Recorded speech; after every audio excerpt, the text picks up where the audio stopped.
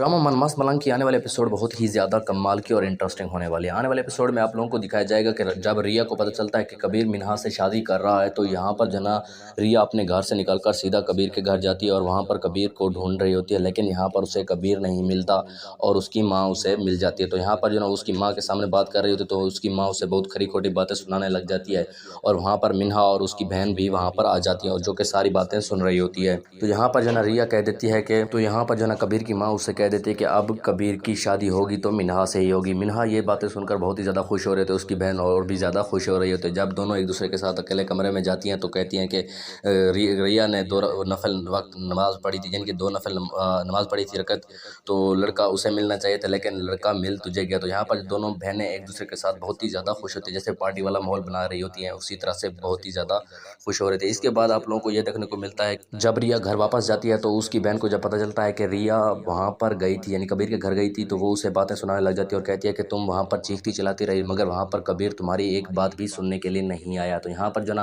वो कबीर की जो रिया की बहन है वो उसके अंदर एक दुश्मनी सी की आग जो है ना पैदा कर रही होती है, वो उससे भड़का रही होती है। तो यहाँ पर जो ना रिया भी भड़क जाती है और उस पर जो ना यानी कि रिया भी मतलब कबीर पर गुस्सा होने लग जाती है। जब कबीर उसके सामने आता है, यानी कि स्कूल में जब होती है, तो रिया वहाँ पर उसे कबीर देखने के लिए आ जाता है।